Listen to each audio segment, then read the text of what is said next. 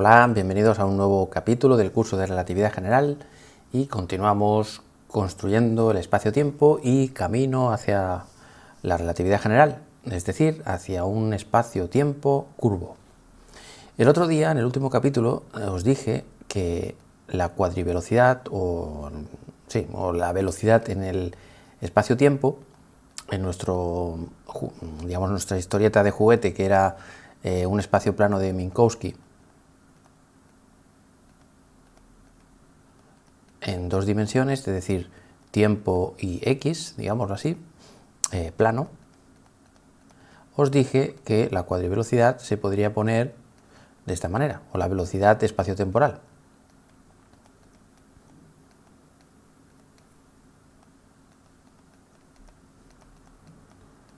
Donde tau es el tiempo propio de la partícula.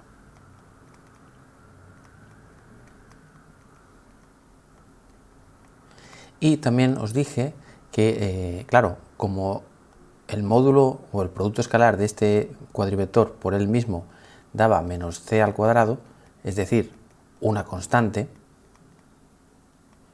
esto implicaba que la aceleración, la cuadriaceleración, definida como la derivada del cuadrivector u con respecto de tau, bueno, pues la cuadriaceleración tenía que ser ortogonal a u. Esto es con lo que acabé el día anterior, así que retomo aquí. Imaginaos que yo ahora me planteo lo siguiente. ¿Cómo sería la línea de mundo de una partícula que tenga una aceleración, una cuadriaceleración tal que su módulo sea una constante? Bueno, su módulo al cuadrado. ¿Cómo es este movimiento? Bueno, un primer caso podría ser que fuera cero, por ejemplo, que es el caso más sencillo. Vale, vamos a ver qué querría decir esto. Esto querría decir que el cuadrivector aceleración, que sería pues una cierta componente 0, E0 más A1, E1, cuando hiciéramos el producto escalar nos daría menos A0 al cuadrado más A1 al cuadrado y debería ser igual a 0. He hecho lo típico, he hecho este por el mismo, A0 dará al cuadrado y E0 es igual a menos 1 y A1 al cuadrado y él por el mismo da 1 y los cruzados E0 por E1, ya sabéis, os lo recuerdo por aquí, que al ser la métrica menos 1, 0, pues son ortogonales, es decir que estos numeritos al ser 0 hacen que el E0 y el 1 sean ortogonales. Bueno, lo de siempre. Muy bien. Claro, una posibilidad para que esto sea 0 sería, por ejemplo, pues que A0 sea igual a 1, igual a, por ejemplo, A, donde A podría ser cualquier cosa. Porque claro, eso querría decir que la cuadriaceleración sería A, este numerito, E0 más E1. Perfecto. Muy bien. Luego, por otro lado, U es esto de aquí, pero bueno, podemos escribir que U es igual a un cierto numerito, que a esto le llamo U super 0, E0, más este numerito de aquí, que es U1, E1. Muy bien. Esto quiere decir que si derivamos esto, deberíamos obtener esto de aquí. Por lo tanto, si derivo U0 con respecto del tiempo propio, debería darme A. Pero si derivo el señor U1 también con respecto del tiempo propio, pues tiene que darme A por E1, o sea, A. Muy bien. Entonces, A, esto no tiene por qué ser constante, o sea, no tiene por qué serlo. Solo tiene que pasar que A0 y A1 sean iguales para que esto sea 0 y cumpla con lo que estoy diciendo. Muy bien. Entonces, imaginemos que cuando integremos esto, pues esto nos va a dar pues la integral de A, que en principio podría depender del tiempo propio, nos dará algo. Y aquí lo mismo.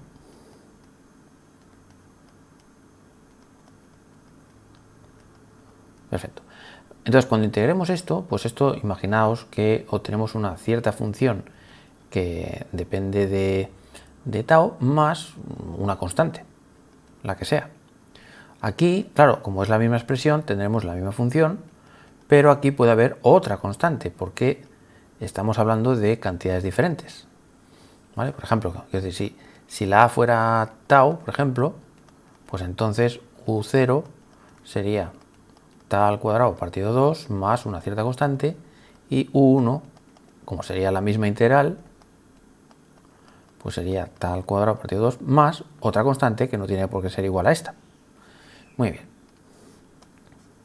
Lo que sí que sabemos es que lo que tiene que pasar seguro es que el producto escalar de él consigo mismo tiene que dar menos c al cuadrado.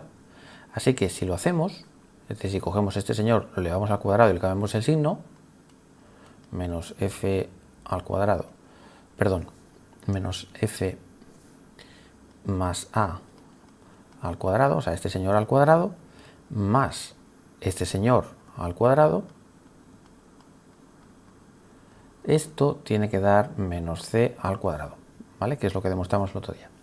Si desarrollamos esto será menos el cuadrado del primero, menos el cuadrado del segundo, menos 2 veces el primero por el segundo, y aquí tendremos el cuadrado del primero, más el cuadrado del segundo, más 2 veces el primero por el segundo, igual a menos c cuadrado, menos f cuadrado se va con esto y queda menos a cuadrado más b al cuadrado, que es esto y esto de aquí. Y aquí si sacamos factor común el 2 y la f, nos queda menos a más b igual a menos c al cuadrado. Muy bien. Y recordemos que la f depende de tau, pero aquí vemos que no depende de tau el resultado. Por lo tanto, necesariamente esto tiene que ser igual a 0 para que toda esta expresión no dependa de tau, como tiene que ser. Por lo tanto, esto implica que a tiene que ser igual a b. Pero si a es igual a b, significa que esto es igual a 0, porque si pongo en vez de b una a al cuadrado menos a al cuadrado da 0. Por lo que obtendríamos 0 igual a menos c al cuadrado, lo cual es una contradicción. ¿Qué significa eso? Significa que, digamos, si consideramos que a no es una constante, entonces hay una contradicción. Bueno, pues vamos a considerar que es una constante. Es la única posibilidad de momento que nos queda. Supongamos que esto es una constante, es decir, un 3, un 4, un 8, lo que sea, una constante. Entonces, ¿qué tendríamos aquí? Tendríamos la misma historia, lo que pasa es que aquí simplemente saldría, pues, bueno, lo pongo.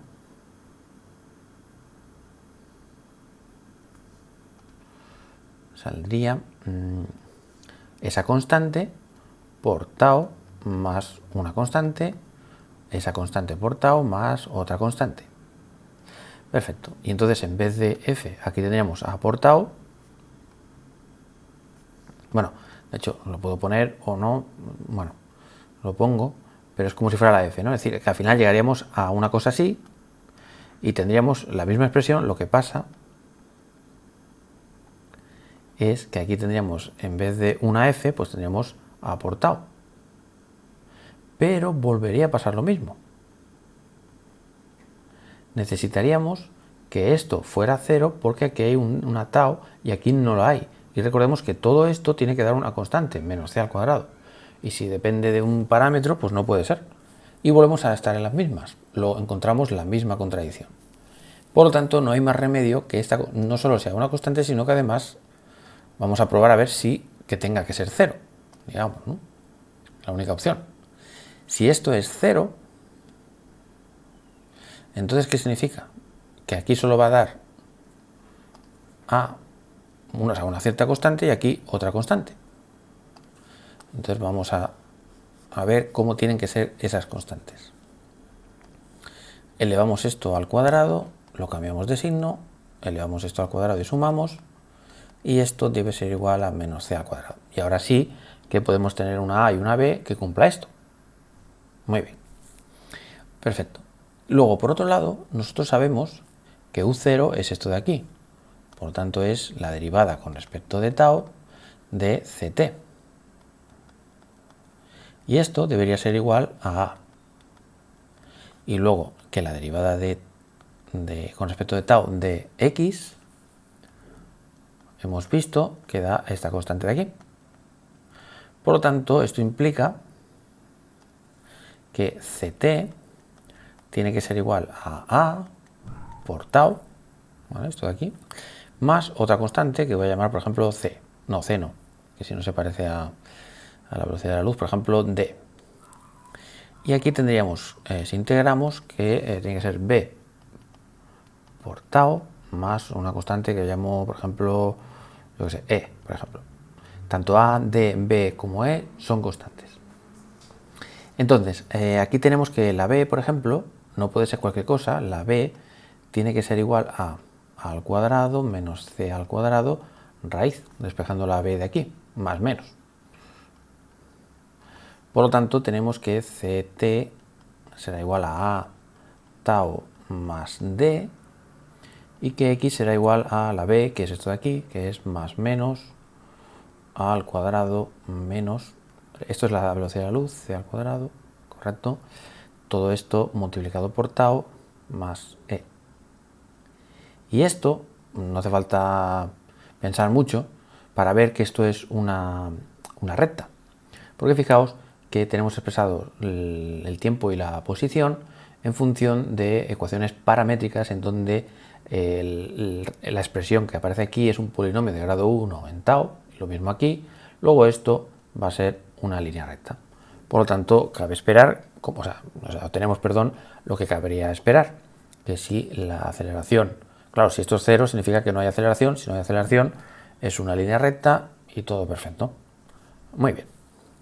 Vamos entonces ahora al caso que yo era que quería hacer, que es en el caso concreto de que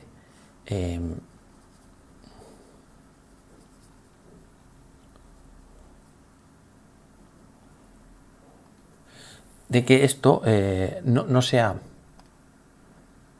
una... O sea, hemos visto que digamos... Un segundo, hemos visto que... Exacto, recuperamos. Hemos visto que si el producto de esta gente es cero, entonces no queda más remedio que esto sea cero directamente y el resultado es una trayectoria rectilínea. Vale, ahora no vamos a hacer que esto sea cero, el cuadrivector aceleración, sino que sea una cierta constante. ¿Vale? Esto vamos a poner que es una constante. Muy bien. Que es el caso más sencillo. Lo primero es poner que esto sea cero y lo siguiente es que esto sea una constante y luego pues cualquier otra cosa complicada. Pero ya veréis que esto va a ser altamente útil. Muy, pero que muy útil. Y nos va a relacionar con el pensamiento de Einstein y... Bueno, no digo más, pero os prometo que esto va a ser muy interesante. Insisto, A es una constante. Muy bien. Por tanto, siguiendo la misma historia que hemos hecho antes, eso querría decir que menos A0 al cuadrado más A1 al cuadrado, ahora sí, esto tiene que ser A, donde A es una constante. Déjame decir una cosa, porque a lo mejor en este momento os habéis perdido, déjame decir esto que creo que puede ayudar mucho.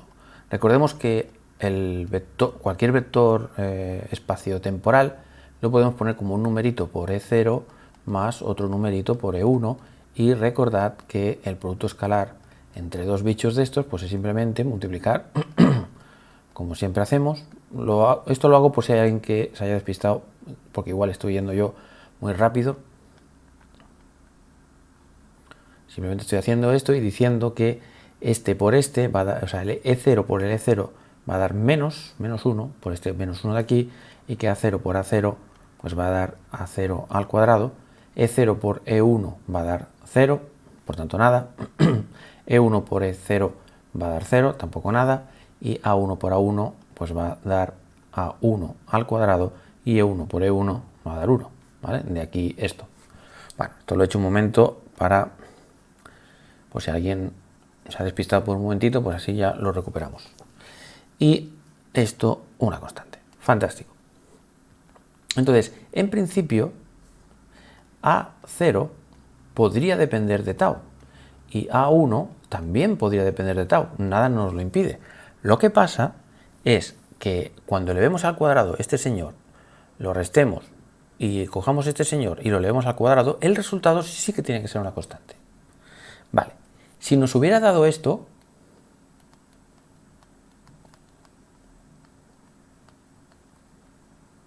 nosotros automáticamente diríamos, ah, vale, pues esto significa que el A0 tiene que ver, por ejemplo, con un coseno de lo que sea, por ejemplo, bueno, de lo que sea, o de tau, o de lo que queráis, y A1 es un seno. ¿Por qué?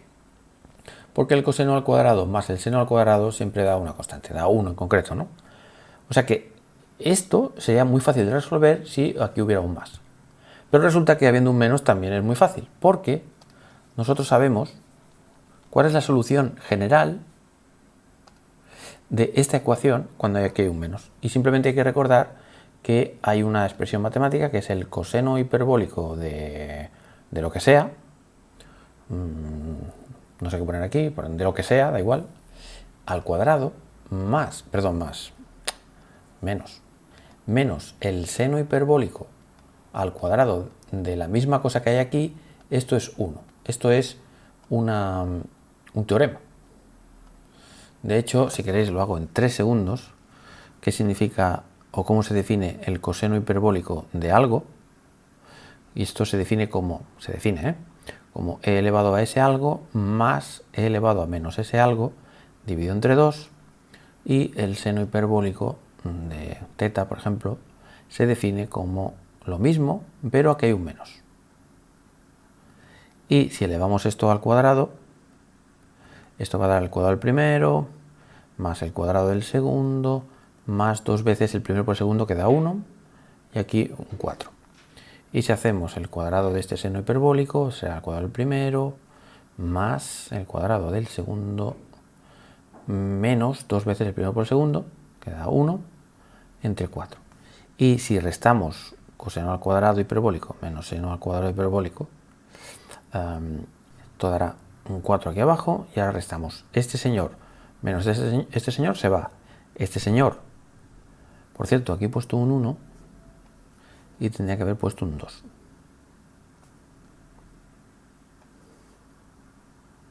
Estoy yendo muy rápido. Ahora sí, este señor menos este señor se va. Este menos este se va. Este menos este da 4. Y 4 entre 4 da 1. Por lo tanto, demostrado esta expresión. Muy bien.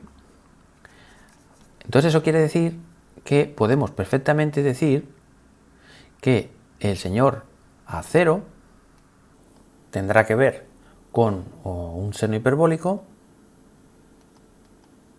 de algo, que ahora veremos, y el A1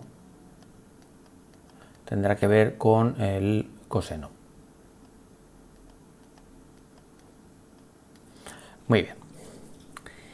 Claro, si aquí pongo lo que sea, por ejemplo, no sé, una B, yo sé, o un alfa, o en fin, lo que queráis, una cierta constante, claro, cuando le vemos esto al cuadrado, restemos, pongamos a 1 al cuadrado, fijaos que al elevar al cuadrado vamos a poder sacar factor común alfa cuadrado y nos va a quedar menos seno al cuadrado más coseno al cuadrado, y esto a qué es igual, pues es coseno al cuadrado menos seno al cuadrado, esto da 1, por lo tanto esto va a dar alfa al cuadrado y debería ser igual a A. O sea que podríamos definir en vez de A, pues por ejemplo que dé A al cuadrado, de manera que así entonces ya tenemos que la alfa pues sería A, por ejemplo, ¿no? Y así todo es como más fácil. Pero cuidado, porque esto tiene una pequeña trampilla que tengo que decir. Si yo digo esto, si pongo una A aquí, recordad que A, o lo que es lo mismo, bueno, no, perdón, que A era constante, por lo tanto al cuadrado sigue siendo constante, ¿eh? Claro, esto tiene una pequeña cosa, una pequeña sutileza que hay que apuntar por ahí para decir después. Y es que si yo digo esto, entonces lo que estoy diciendo es que el producto escalar de A por A va a ser positivo.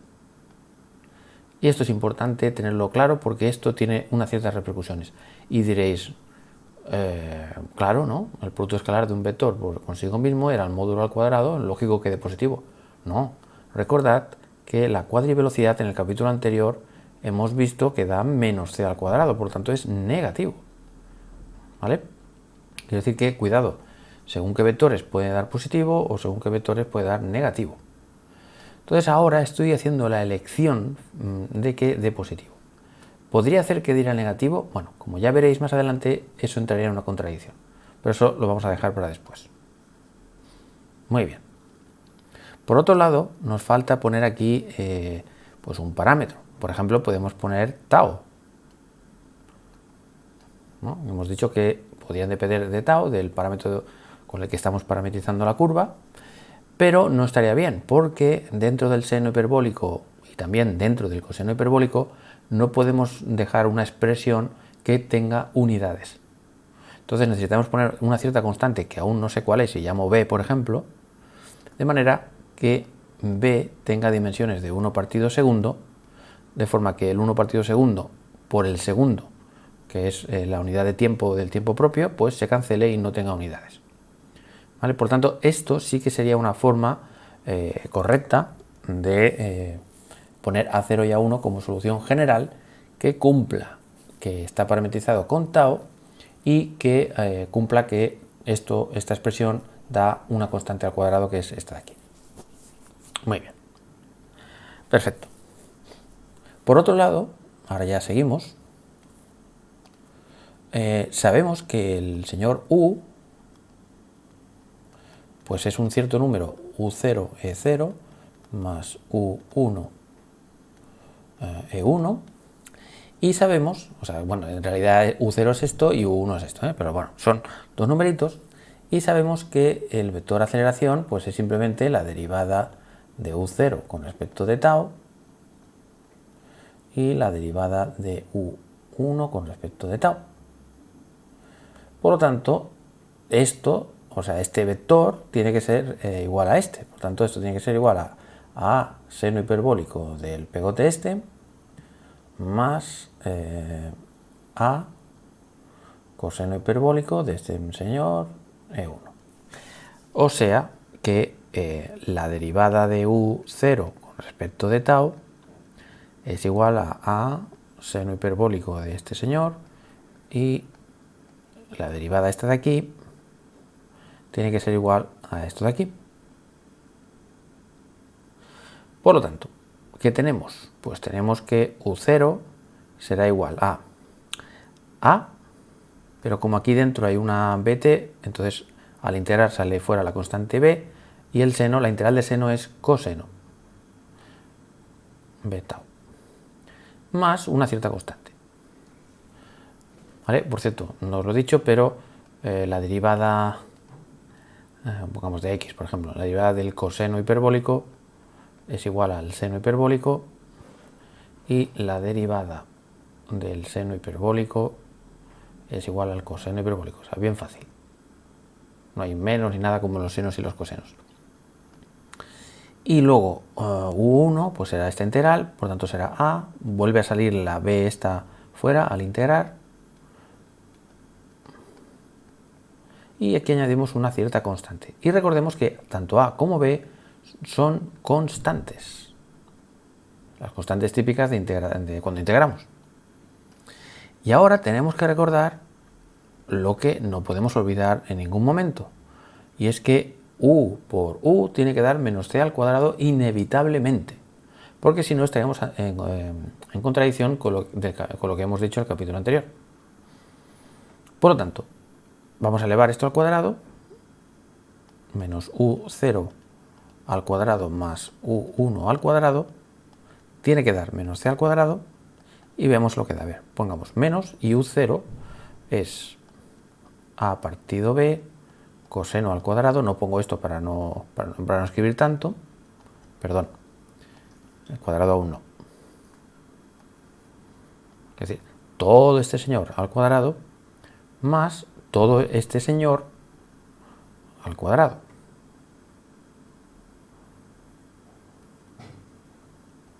Desarrollamos un poco, esto era a al cuadrado b cuadrado con el menos,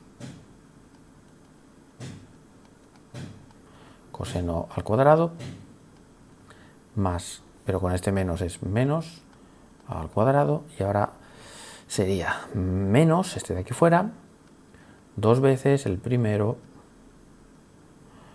por el segundo,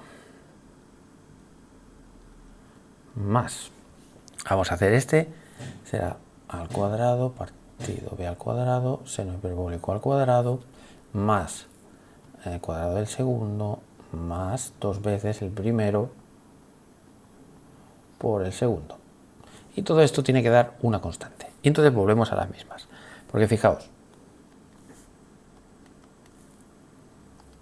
¿qué tenemos aquí? Bueno, podemos sacar factor común al cuadrado partido b al cuadrado, y ¿qué nos queda? Nos queda, bueno, podemos sacar factor menos al cuadrado partido b al cuadrado, y aquí nos va a quedar coseno al cuadrado menos, porque he sacado un menos aquí fuera, seno al cuadrado. Bien, esto ya está. Ponemos menos a al cuadrado más b al cuadrado, que son estos dos señores, y aquí vamos a sacar factor común 2a entre b, y tendremos a por el coseno hiperbólico de b tau, con el menos, perdón, aquí, y aquí más b por el seno hiperbólico de b tau. Y esto tiene que ser igual a menos c al cuadrado. Y volvemos a lo de antes. Porque si os fijáis, aquí hay una dependencia, bueno, esto es 1, que es lo que hemos visto aquí, o sea, fantástico. O sea, esto será una constante, pero aquí hay una dependencia en tau. Por lo tanto, para que esto dé una constante y no dependa de tau, no hay más remedio que a sea 0 y que b sea 0. Porque a, por ejemplo, alguien puede decir, pues mira, que a sea seno hiperbólico y que la b sea coseno, así esto dará 0, pero no. Recordemos que a y b son constantes. Por lo tanto, la única manera de que aquí no haya dependencia en tau es que a y b sean 0, y por lo tanto esto de aquí ha de ser 0 también. O sea que no nos queda más remedio que menos a al cuadrado partido b al cuadrado es igual a menos c al cuadrado. Por lo que entonces tenemos que la b esta misteriosa pues va a ser, bueno, salvo el más menos, pues va a ser a partido c. ¿Vale? Estoy poniendo que cada vez que paso deshago los cuadrados, en vez de poner más menos raíz, pues estoy eligiendo el más, porque aunque ahora no os lo demuestre, el más y el menos significa ir hacia la izquierda, hacia la derecha, y bueno, no es tan importante aquí. Perfecto. Por lo tanto, ya tenemos lo que era la b esta misteriosa. Esta b la elegimos de forma que se cumpla lo que se tiene que cumplir, que es esto. Fantástico. Por lo tanto, de hecho voy a borrar b tau y voy a poner lo que es a partido c tau, a partido c tau. Esto era lo que es la b. Y por otro lado, pues la u ya sabemos lo que es. Lo acabo de borrar porque soy atontado. Pero bueno, era fácil de recordar porque era... Espérate. Me caché la mar. Para no copiar tanto, aquí está. Aquí tenemos. Entonces son las u's. Borrar todo. Bueno, voy a borrar todo esto.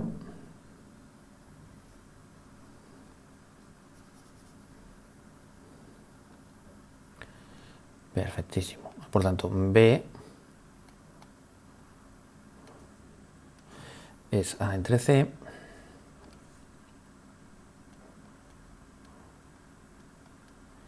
y luego ya tenemos que u0, pues ¿qué va a ser? Pues a entre b, pero la b, o sea, claro, ¿qué es a entre b? Si esta b la pasamos aquí, esta la pasamos aquí, la c la pasamos para acá, por tanto es una c.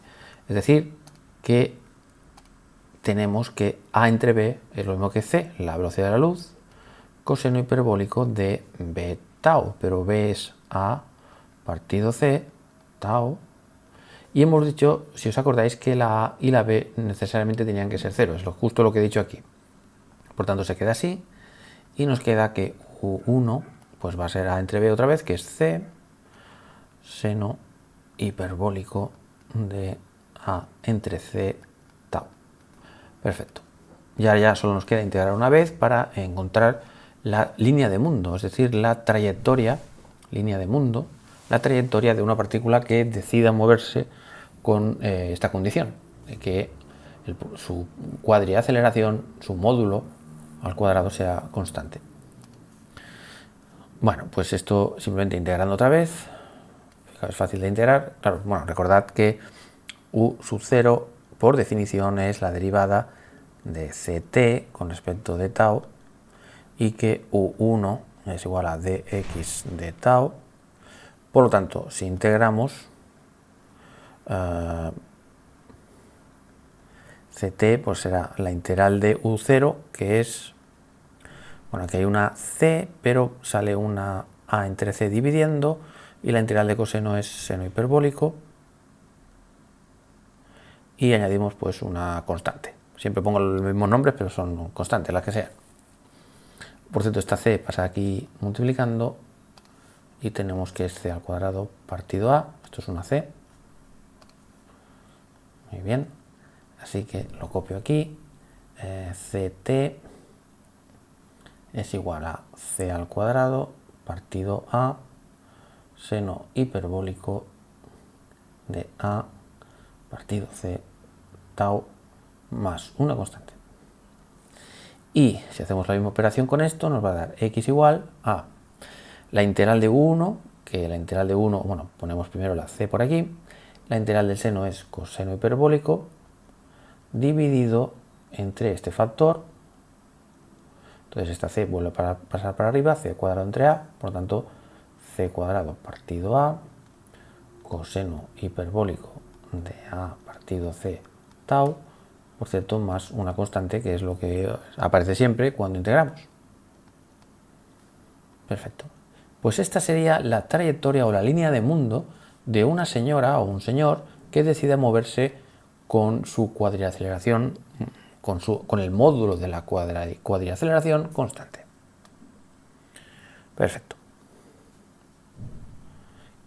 Muy bien. Entonces, imaginemos que, para poner las cosas facilonas, imaginemos que deseamos que este movimiento sea tal que, por ejemplo, si estamos en los ejes x, ct, pues vamos a imaginar que queremos que esta señora, por ejemplo, cuando su tiempo propio sea 0, pues que esté a una cierta distancia del origen, por ejemplo, x0, ¿no? Y que el tiempo sea el tiempo coordenado, la t en nuestro tiempo, también sea 0, ¿no? Vale, vamos a imponer estas condiciones, simplemente por placer, por gusto, y para ver cuánto debería valer a y b. Veamos, si ponemos en vez de t, ponemos un 0, y ponemos en vez de tau un 0, seno hiperbólico de 0 es 0, nos queda que 0 es igual a 0 más a, o sea que a es igual a 0, y si aquí en vez de x ponemos x sub 0, tendremos tau igual a 0, coseno hiperbólico de 0 es 1, por lo tanto nos queda c al cuadrado partido a más b, por lo tanto b es igual a x0 menos c al cuadrado partido a. Muy bien, así pues, estas serían las condiciones, así que borro a, porque hemos dicho que vale 0 con estas condiciones iniciales, y en vez de b, pues pongo lo que ha salido, que es más x0 menos c al cuadrado partido a, si no me equivoco. Vale. Perfecto. Muy bien, he borrado y he hecho unos calculillos. Recordemos que el coseno hiperbólico al cuadrado menos seno hiperbólico al cuadrado da 1, y entonces puedo despejar el seno y el coseno de aquí. Fijaos que este señor pasa dividiendo, esto de aquí, este señor pasa restando, que es todo esto de aquí, y este señor que está multiplicando pues pasa dividiendo. Luego sustituyo el coseno aquí dentro, el seno aquí dentro, y obtenemos pues una serie de, bueno, pues todo este señor al cuadrado menos todo este señor al cuadrado. simplifico un poco y me da esto. ¿Vale? Bueno, lo he hecho, lo he grabado, lo que pasa es que me ha dado un error el ordenador y esos minutos pues no me los ha borrado, vamos. Así que bueno, lo podéis hacer como un mini ejercicio, comprobar que efectivamente al sustituir tanto el seno como el coseno aquí dentro y arreglando un poquito, pues da esto. Y entonces lo que había dicho es que cuando queremos comprobar qué va a hacer o cómo va a ser la posición de esta partícula cuando el tiempo se hace cada vez y cada vez más grande, es que se acerca a la velocidad de la luz sin llegar a ella. ¿Cómo se ve esto? Bueno, cuando el tiempo sea muy grande, este factor va a ser muy grande comparado con el 1, por lo tanto lo podemos despreciar el 1, esta raíz y este cuadrado se va a ir, y entonces queda ATC aquí. Entonces, como tenemos un c al cuadrado partido a multiplicando, pues se tacha una de las c's con esta de aquí, se tacha esta a con esta a, y bueno, queda esto de aquí. Y luego, esto no deja de ser una constante, esto también, todo esto es una constante, por tanto, comparado con un término que va creciendo, creciendo, creciendo, pues esto se puede despreciar también cuando el tiempo sea infinito, y al final pues queda pues ct.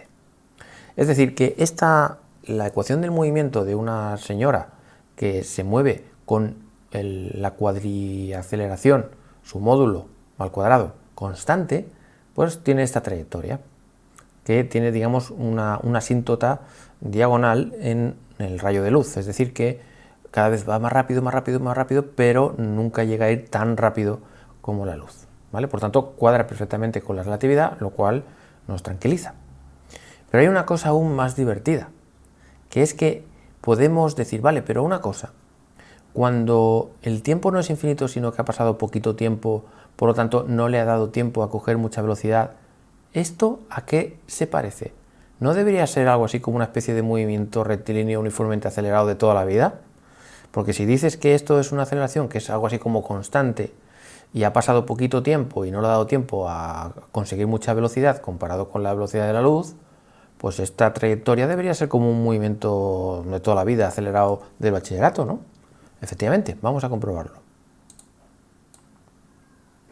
Para comprobarlo, lo que tenemos que hacer es decir, vale, vamos a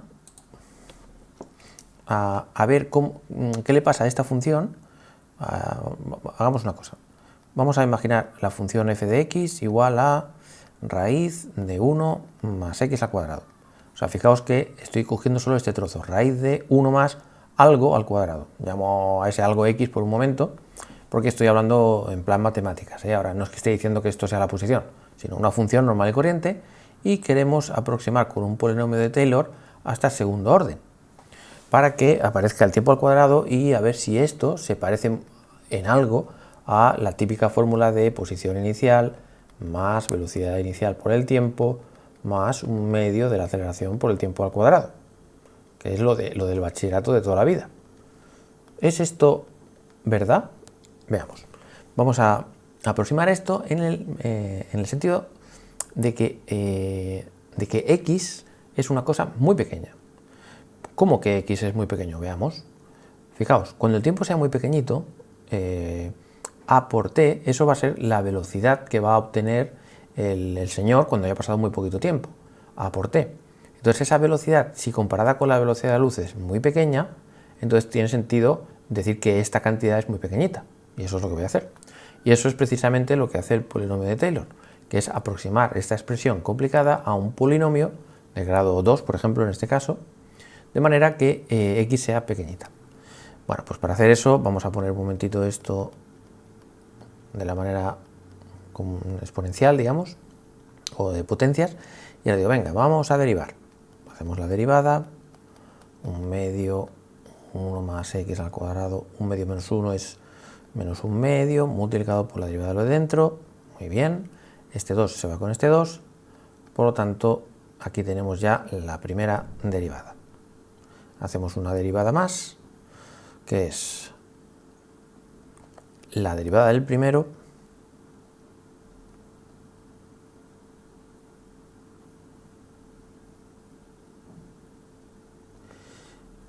por el segundo sin derivar más el primero tal cual por la derivada del segundo, que es 1. Y la fórmula de Taylor, recordad que nos dice que f de x es aproximadamente f de 0 más f' de 0 más 1 partido 2 factorial f2' de 0 x al cuadrado. Y seguimos, pero estamos ahora, nos quedamos solo con orden 2 para intentar reproducir esta cosa a orden 2. Por lo tanto, 1 más x al cuadrado, es decir, la función esta será aproximadamente f de 0, vamos a ver, sustituimos aquí 0, 1 elevado a 1 medio es 1,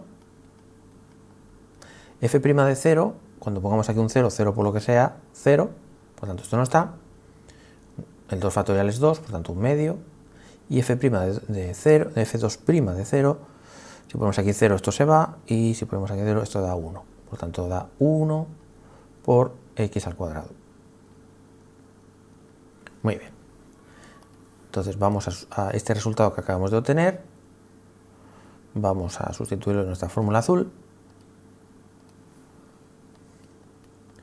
y entonces ahora diremos que cuando el tiempo sea pequeño, o mejor dicho, cuando la aceleración por el tiempo sea mucho menor que la velocidad de la luz, es decir, cuando este número sea muy pequeñito, o sea que las velocidades de esta señora, la velocidad que adquiera, sea muy pequeña comparada con la velocidad de la luz, esta raíz la podemos cambiar por esto y tendremos, venga, x0 menos c al cuadrado partido a más c al cuadrado partido a, y cambiamos esta raíz por este señor, que será 1 más 1 medio de x al cuadrado, pero habíamos llamado x a todo esto, por lo tanto esto será a t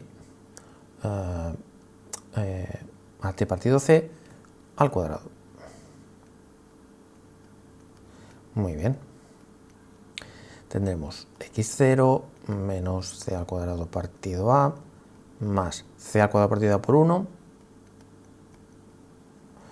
más 1 medio de, veamos, a al cuadrado, c al cuadrado, o sea, es esta a al cuadrado y c al cuadrado, c al cuadrado, y aquí una a, y luego la t al cuadrado, que es lo que nos queda.